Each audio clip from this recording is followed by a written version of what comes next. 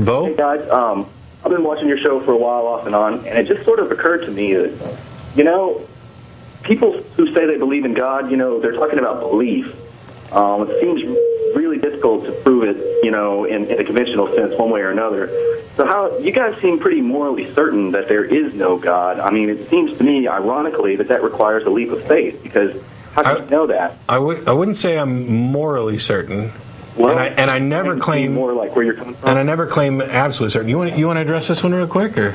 Well, I mean, I would ask how you're defining God, and yeah, that's the question I would ask. I mean, these are good questions, Well, the thing is that we're not the ones defining a God and claiming that it doesn't exist. We're responding to claims that a God does exist.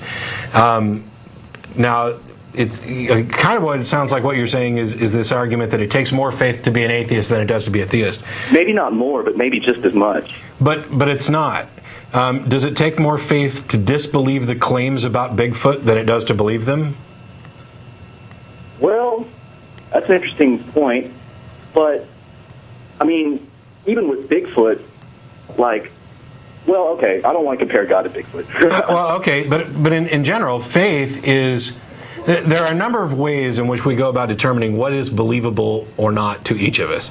It's the philosophical field of epistemology. What counts as evidence? What counts as belief? Knowledge is a subset of belief that may in fact be called justified true belief. All of these things are important. But in reality, on a day-to-day basis, what we do is we analyze claims through this heuristic that we've developed that helps us determine whether or not a claim's likely to be true.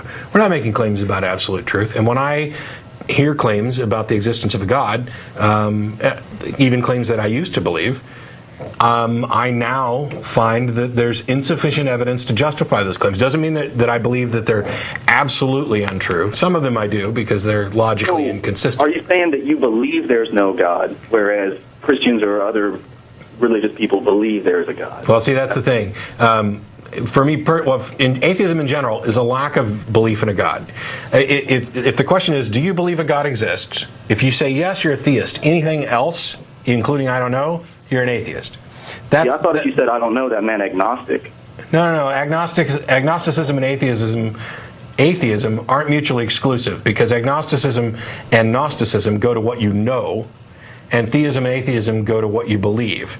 There are subsets. So you could be an agnostic atheist, somebody who doesn't claim to know whether or not there is a God but doesn't believe. Or you could be a Gnostic theist, somebody who doesn't believe that there's a God and they also claim that they know that there's no God.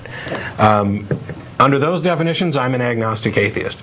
Under a slightly different set of definitions, there's weak atheism and strong atheism. I tend to reject all these because they clutter up the issue.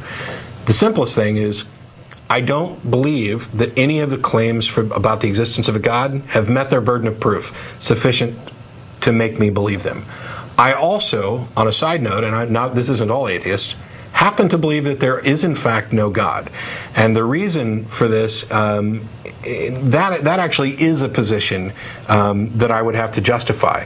It's not faith-based because I don't believe it for no reason. I don't believe it without good reason. But I also don't believe it to justify a negative in general rhetorical terms. Yes, and that's the thing. I'm not claiming this to an absolute certainty because I realize that it's not true that you can't prove a negative, but this type of negative would require exhaustive knowledge. But I don't view knowledge that way. Do you believe that there are pixies, for example? I'm not sure. Okay. I mean, I believe it, no, but I'm not certain of it. Do you believe that leprechauns exist? I've seen some short Irishmen before. I don't know. Okay. I think I smell where you're coming from. Okay. I don't believe that leprechauns exist, and I would, under any conventional day-to-day colloquial definition, say, I know there's no such thing as leprechauns. I'm not claiming to absolutely know, for certain, that nowhere in the universe, at no time, did a leprechaun actually exist. I'm talking about things in practical terms, in terms that are useful. So it's fair for me, in the context that it's fair for me to say I know there's no such thing as leprechauns, I can say I know there's no such thing as a God. But that kind of knowledge isn't what most religious folks are talking about when they say they know. And because of that, I just simply say I don't happen to have a belief in a God. I don't believe that a God exists. But see, that's why they call them believers. They're not so much trying to talk about knowledge in a practical sense. They're talking about belief, which is exactly the same thing. But they can still be wrong. And the bigger thing isn't just whether or not they can prove their case or whether somebody can disprove it. Your beliefs inform your actions. I don't mind if somebody, like I said before, I have plenty of friends who have beliefs in gods, various religions. I don't have a problem with that. Well, I have some small problem because I prefer that people, be able to justify their beliefs with something more than, personal experience or, faith evidence. But maybe that's an unrealistic expectation because... Why? It applies for everything. Name one thing besides religious belief where that would be an unrealistic expectation. Well, I mean, other people don't necessarily have to feel like they want to justify their beliefs, but you do. I don't see why that's important. Yes, because I care whether or not my beliefs are true. If you don't care, if you just want to believe what's comfortable and feels good, that's fine. But I happen to care about whether or not my beliefs are true. That's the difference. But I'm not saying you specifically. Ascertain that according to what criteria? According to the criteria that is most useful in determining fact from fantasy. Evidence and argument. Subjective. It all sounds subjective. No, it's not. It's not simple. I mean, what's a good example from science? The orbit of Pluto, which Jeff D has used before. That's a good example.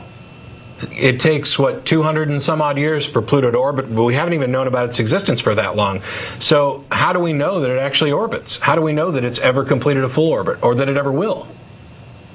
We don't know. You can know that, But we have the math, and we have the science and the evidence that confirms this former planet is conforming to the laws of gravity, the laws of physics that govern the universe, that are consistently reliable. It's not like science stops working on occasion. There's a reason why there's no documentation for a miracle, because these are violations of natural laws, and they just don't happen. There are things that we may not have a good explanation for right away, but nothing has turned physics on its head. That's all very interesting, but I don't see the direct equivalency between physics and theology. You know why? Because one's real and one's not. One involves what we call knowledge, and one involves what we call belief, which aren't exactly the same thing. Okay. Do you think beliefs matter? I would hope so. I mean, if your beliefs inform your actions, wouldn't you want to know, to the best that you possibly could, we can't know everything, that your beliefs are true or likely true? Wouldn't you want to get rid of as many false beliefs as possible? Not necessarily. I mean, it's good to learn about things even if you don't necessarily agree with them. I didn't say learn about them. I said believe. I can learn about all kinds of religions. I'm not quite sure what you meant by that. I spent a great amount of time learning about all kinds of religions. I said beliefs. Wouldn't you want to have as many true beliefs and as few false beliefs as possible? Ideally, yeah, but how would you know? It seems like a kind of a... That's the question. Mission. That's the question. How do you go about determining whether or not your beliefs are likely to be true or likely to be false? But see, who are we to assign likelihood to beliefs? Who else could? You don't think that we have any reliable method for distinguishing fact from fantasy? Nothing that's concrete. So why do we lock people up in insane asylums? That's a very good question. You don't think that there's good justification for that? In some cases, yeah, and in other cases, no. If somebody tells you that they were abducted by aliens... people tell me that all the time. You don't think there's any good way to distinguish between whether or not they're giving a real, accurate, factual story, or perhaps I don't believe them, but I can't know for sure. Well, get rid of this notion of certainty. Get rid of this notion of absolute certainty. We're talking about practical knowledge. The absolute certainty is a red herring. Oh, I can't know for sure. Well, of course, you can't know anything for sure. But how can you know for sure there's no God? How can you know for sure? No. Because I'm not claiming absolute certainty. I'm claiming within the context of reality that is useful, that is a matter of common discussion, that there is insufficient evidence to justify belief for me. and that there is no claim of this absolute certainty or knowledge. I don't claim to know that there is no God anywhere. Okay, well that's cool because I didn't realize that. I thought that atheists were pretty hand in hand, hardline. There is no God, and we know that for sure. I happen to believe there is no God, but I don't claim this as an absolute certainty because I think absolute certainty is useless. Now, to the degree that we can know anything, I think it is pretty close to knowledge, at least for me. But you admit that that's kind of subjective and certainly at least arguable. Sure. But the only thing that's going to change my mind is evidence and reasoned argument, not appeals to emotion, not eyewitness testimonial anecdotal evidence of my grandpa had cancer and we prayed and he got better. Well, so what? So you're claiming there's a lack of evidence and therefore there's no reason to believe it. Yep. Well, I got. How about this? How about I just come down there and punch your fat head in for Jesus? That was great.